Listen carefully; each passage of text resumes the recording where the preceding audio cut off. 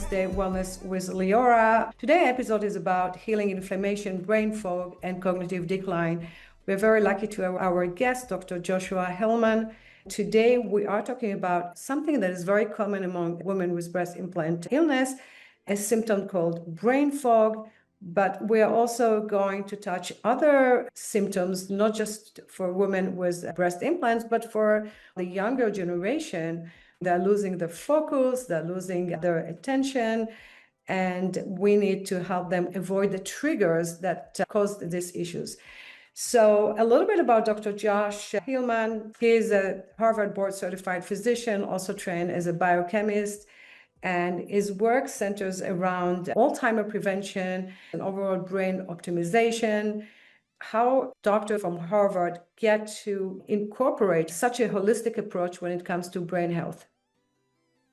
Yeah, so the reason I went on my journey over a dozen years ago in terms of learning about holistic health and alternative medicine is it's actually pretty personal because the tools that I had from my Harvard training weren't enough to treat chronic disease, both my own. I was 50 pounds overweight and had high blood pressure.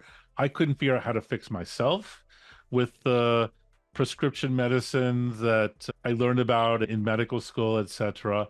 And then I also worked at a Lyme mold clinic with patients with chronic brain fog from Lyme disease and mold toxicity, and then also with parasites. And the traditional tools that I learned were not enough. And that's why I started a more integrative approach using the best of traditional and then alternative medicine to fix a problem. And I would say, from a background, it was probably my Harvard MIT med school training, where as an engineer, from an engineer viewpoint, if you have a problem, you just fix the problem. Medicine is organized then and still now is it's very much internal medicine deals with this, surgery deals with this, toxicology deals with this. People are not normally looking for solutions outside of a narrow focus. And I was, because I was taught you fix the problem, you need to finish the problem set. And it doesn't matter that you might be stepping on some toes politically, that doesn't matter. Yeah, this explains why, for example, women with breast implants, they have a constellation of symptoms. They don't just have one symptoms, and that's why maybe it's so difficult to treat it. But first, I want to talk to you about brain fog and how implants that are sitting at the level of the chest are actually affecting the brain. Exactly. And just to be clear, it's not just implants around the chest or the breast. It can be implants anywhere in your body. It could be in your mouth. It could be a knee implant. What's fascinating is we're talking about implants here. Implants are a foreign substance. Our bodies were not designed to deal with these implants. These are new man-made entities. And what happens is that on the surface of the implant, biofilm, it's an abnormal surface. So it turns out it's very hard for your body's immune system to deliver white blood cells and other immune signals to the surface of the implant. And for that reason, bugs that are in your body trying to survive, whether we're talking about parasites or Lyme spirochetes or other bacteria or other parasites, those bugs they just want to survive. The mold spores, they're just the mold, they just want to survive. And often they will pick a part of the body that does not have a strong presence of your immune system. They will pick that part because they're just trying to survive. And one of those areas happens to be the surface of these implants. Even if the procedure where they put the implant in is performed perfectly sterilely, it turns out that we all have bacteria and other bugs on our skin. If we brush our teeth, which we should, just brushing your teeth will seed some of the bacteria, parasites, etc., into your bloodstream. And then from there, it can travel to not just your chest, everywhere in your body. So I would say, number one, you're dealing with an abnormal surface. Number two, in the case of breast implants or certain implants might have silicone or other fluid inside, and these implants don't last forever. And as they decay, Yeah. they can break down and you can have silicone or whatever was in the implant. And actually, as part of my surgical training, I got to see some of these explant surgeries and see that, yeah, when these implants rupture, it's devastating. And the sad thing is you can't cleanly extract because this material is now spread throughout the chest in the case of breast implants and elsewhere. Luckily, a small percentage, maybe 10%, have ruptured implants. And we know now by clinical studies that they spread to the lymph node and overall to the body. So what else can you do when you have already that damage? You have explanted, still you have this inflammation or issues such as brain fog, memory decline. What can you do to help them?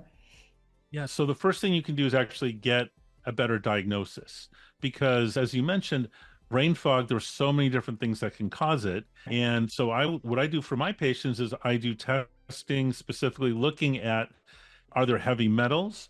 Are Yeah. there fatty industrial toxins like PCBs, plastics, DDT? And then are there forever chemicals? And frankly, are there mold fatty toxins? We call those mycotoxins. First, I'll do testing for those toxic substances. Then I will actually do a blood test for autoantibodies because you can have your own immune system can attack your brain, parts of the brain that would include things like the antibodies could go against your dopamine receptors or against certain parts of your cerebellum or your neurons. And I look for autoantibodies. And then finally, I do a blood test looking for infections, whether it's parasites or Lyme disease, Lyme spirochete, or Bartonella infection. And these are normally tests that your average physician is not doing. It's not a standard CBC chemistry, but having been in this field for now over a dozen years, I find that it's important to understand, do you have mold involved? Do you have heavy metals? Do you have other infections? Because the patients I'm treating with brain fog, most of them, it's not just one or two things. They might have five or more different things. And then you have to treat things in the right order. You can't just say, oh, I've got parasites, boom. And if you just kill parasites that may have heavy metals inside of them, the patients could get worse. The brain fog could get worse. They could develop other symptoms because if you're busting up parasites, if you're busting up what we call biofilm, this biologic film that these bugs are within, and guess what? You actually have to be very careful because you have to do detoxification first. Otherwise, you could actually make things worse. So how many lab tests you have to do actually when for a typical woman who comes and she says, I have brain fog, I've had breast implants at the past, and I have some implants in my mouth. And I'm just wondering how many blood tests and how many thousands of dollars you have to spend to actually diagnose it. Yeah. So frankly, this is sometimes a negotiation because if I wanted to get all the tests I would like to, for example, Yeah. maybe 5 different panels of blood tests and 3 different panels of urine tests and a genetics panel, we're looking at maybe $5,000 or more. Often patients are like, show me some proof that you could actually help me. So often the testing and the treatment will be starting at the same time, but it can be expensive. The exciting thing is because I've been doing this for so long, I can often make diagnoses just looking at my patients. I see common characters. So sometimes the testing I'm doing is actually to justify to the patient and their family.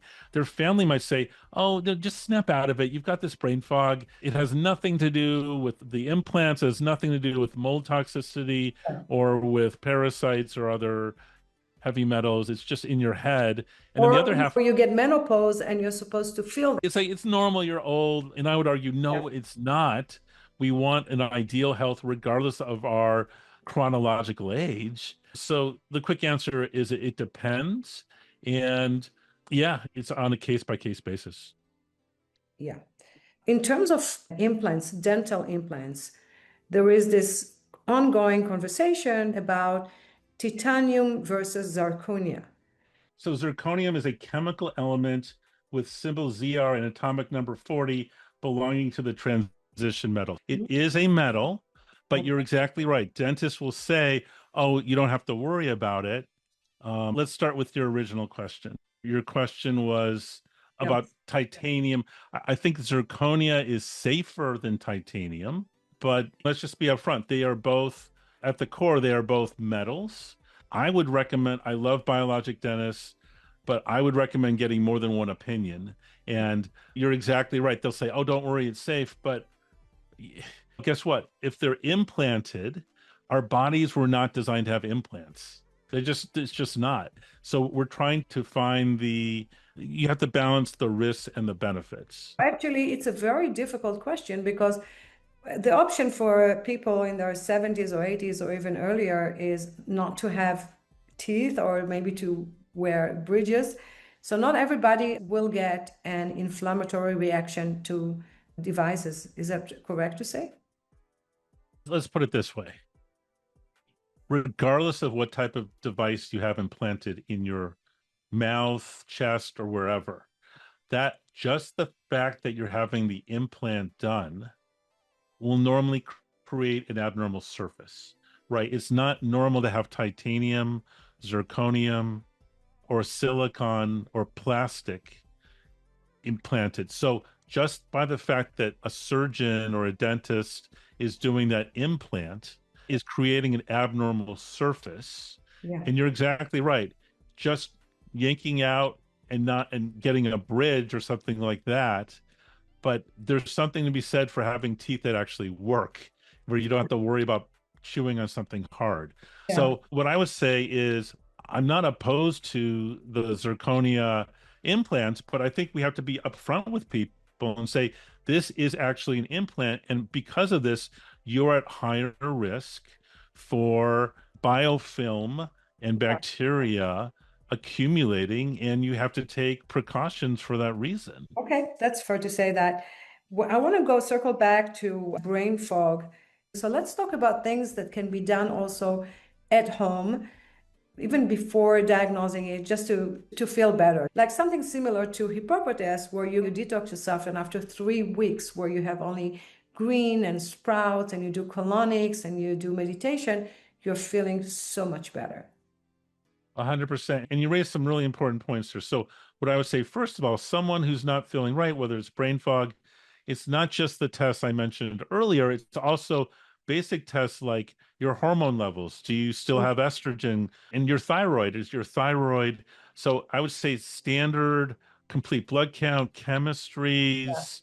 And then also, if you have new brain fog, I also worry, is it possible that you have either a tumor or a bleed in your brain and you get a CAT scan or MRI of the brain to look at that? Now, having said all that, Yeah. that's more on the diagnostic side.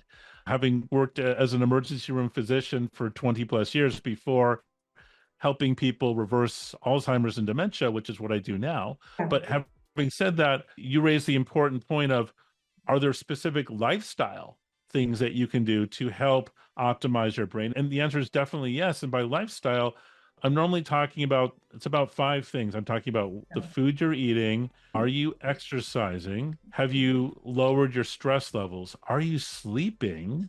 Mm-hmm. Because we know deep sleep is very important for Yeah. brain function. Yeah. And do you have a community? Do you have strong relationships with friends and family? Yes. So all 5 of those things are extremely important, but and I recommend people focus on all of them. But obviously, if someone has new onset brain fog, diagnostic first while you're working on those Yeah. things too. When it comes to the younger generation, they are sure 100%. These are my children, by the way, that I have their friends, and they're all into the carnivore diet, and they swear by it, and they think that it does wonder to their focus and to the weight. How is this affecting actually long term the brain? Yeah, so long term, I am not a fan of eating a pure meat carnivore type diet. And let me explain why. For many reasons. Number one, it turns out that you are what you eat. So if you're eating at the top of the food chain, you're eating a much more toxic diet, as in many of the toxins I mentioned, whether it's plastics or pesticides or Yes. heavy metals, they all accumulate and get higher the higher up you go in the food chain, whether on land or at sea. So if you're choosing to eat beef and lamb in chicken and fish, you're getting a much higher level of PCBs, DDT, all these man-made toxins compared to if you're just eating plants. A difference of often by a factor of 10. And you are what you eat. So if you're eating mainly meat, you're ingesting much higher levels of toxins. So that's number one. Yeah. Number two, if you're eating mainly a carnivore diet, it's a high-fat ketogenic diet. Our bodies were not designed to be long-term ketogenic. It's extremely harsh on our liver, on our kidneys, on Right. our bones. I've seen patients with huge amounts of chronic diseases, including brain fog, from Mm. doing long-term keto. And it's So, overly well, acidic. It's a very acidic diet. correct. It's acid forming. And Yeah. that acid over the long term will actually dissolve your bones. It'll lead to osteoporosis, things like that. And I understand I've had patients who swear by it and they say, oh, I did carnivore and I felt really good for a month. The problem is, sure, maybe the first month you feel great, Yeah. but after 2, 3, 4 months or long term, a year, the brain is not designed to be long-term super ketogenic like that, and they pay the price. So how does the chronic inflammation and immune activation affect not in the older generation, but really younger people, their focus, motivation, mental clarity, and even mental disorder? Yeah, and I think this is really important because we're talking about the younger generation. The younger generation today is, I think, different than the younger generation when we were growing up Oh, because today we're not putting the same demands on kids' brains. I remember having to learn how to add and subtract and multiply by hand. Our kids today are not learning that. They're not having the same type of human interaction that yeah. we had.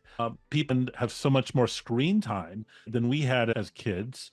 Unfortunately, the screen time is taking away from interpersonal human interaction. And because of that, we're seeing, especially in females and college age kids, especially female, we're seeing anxiety and depression rates explode as the amount of human interaction is going away. So it's hard when we're talking about this, it's hard to tease out how much of it is that and how much of it is higher toxin levels. We know that the amount of plastic in our environment, including in our food supply, is doubling every 14 years. Yes. That means that our kids are having that they have much higher levels of plastics and other toxins.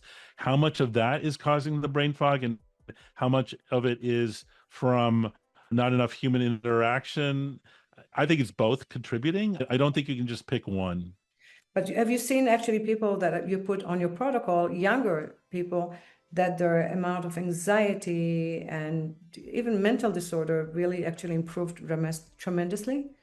100%. And I would say some of the sickest patients I've seen, early teenagers, 17, 16, who ended up having extremely high levels of toxins and infections, mold, Lyme, parasites, and they couldn't think clearly to the point that I advised them not to even go to school that year because of Yeah. what value was it? Yeah. I promised my daughter I will ask you that question and also some of their friends. It's about fertility and IVF, and we're seeing more and more of their generation, their friends, that are needing to have IVF to get pregnant. And the next question is, how do they detox the kind of damage? In a way, you get a baby, but then also it damages your body, you retain water, fluid, weight. I would love to hear your insight on these two issues. Sure. And there are lots of parts to that question, but I would say, first of all, it's not just COVID or the vaccine or anything there, even though the spike protein itself is neurotoxic and damages the immune system. We know that piece.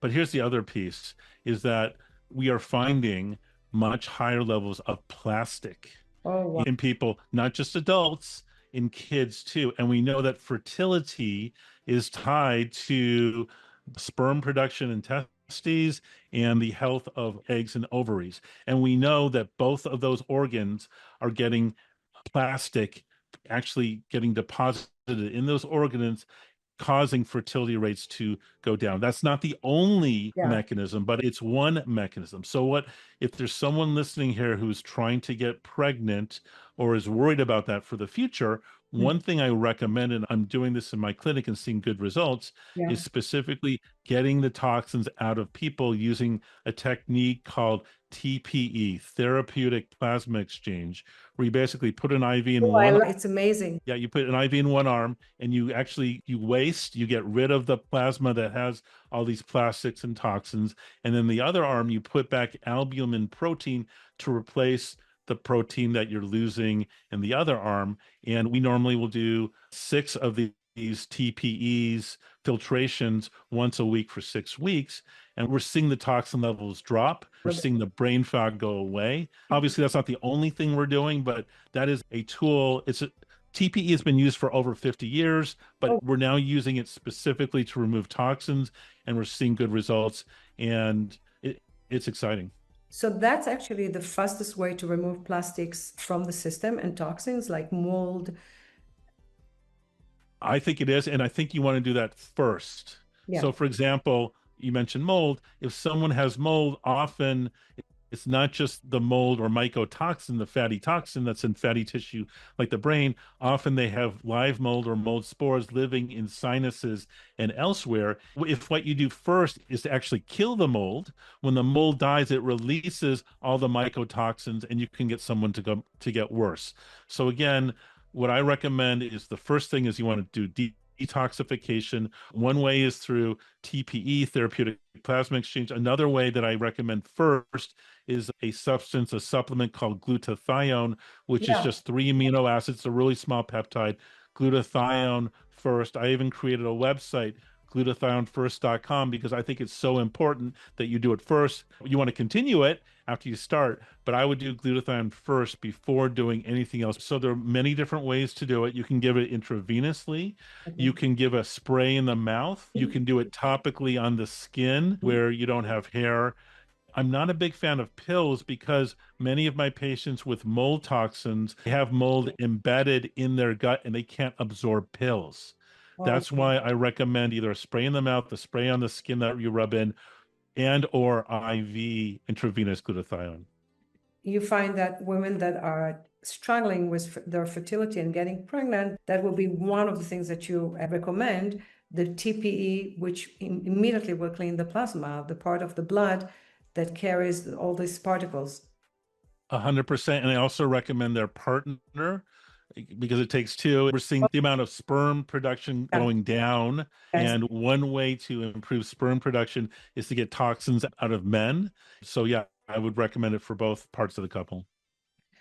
Let's think about three things that you recommend. In a way, it's a funny question because we just say you can't just do one thing or another. It's like a puzzle. For me, when I'm not feeling at the top, I'm coming out of a sinus infection. You can still hear it. For me, it would be diet, caffeine enemas that helps clean the digestions, and also getting IV that has glutathione, vitamin C, and so on. Other than doing the proper diagnostics, what are the three things you recommend to do right away so they can actually feel that they're moving forward? Sure. The top three things I normally recommend: number one, glutathione, we just talked about. Number two, I love nitric oxide supplements. Nitric oxide is a gas that opens up blood vessels. How do you So take I it, by love the way?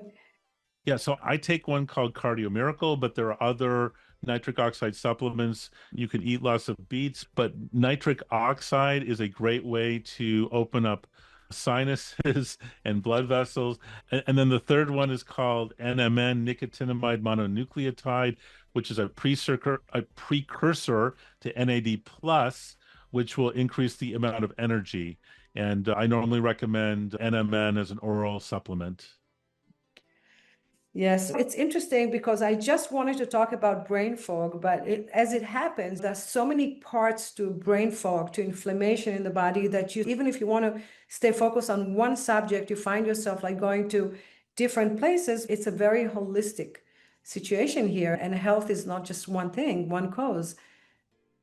Exactly right. The human body is a three-dimensional puzzle, more complicated than anyone knows, and the brain is super complicated. So it makes sense many different issues can lead to brain fog, Yeah, and it's not just about figuring out a symptom, it's also figuring out the many root causes. In my practice, reversing and preventing Alzheimer's, normally we're dealing with between 30 and 200 root causes.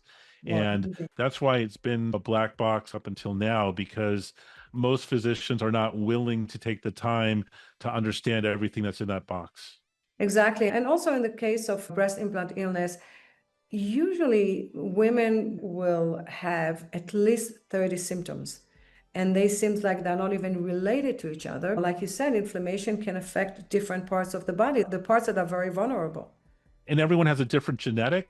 Yeah. Everyone's dealt a set of cards, unique mutations. And because of those mutations, one person may get breast illness 20 years before someone else because Yes. maybe their detoxification pathways may not work as well.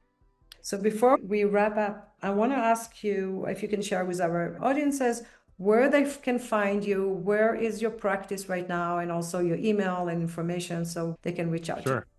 Sure. So there are many ways to find me.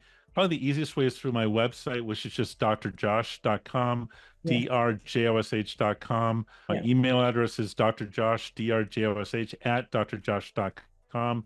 I have a weekly podcast on preventing, reversing Alzheimer's and brain fog at drjosh.com/podcast. On social media, you can find me under Green Brains with an S, MD, Green Brains MD. And yeah, would love to continue the conversation. Yes, and I also will link all your information below on this podcast, and so it can be shareable with our viewers. Thank you so much, Dr. Josh. I really appreciate your time and information. Thanks, Leora. This was a lot of fun. Thank you. You too. Bye.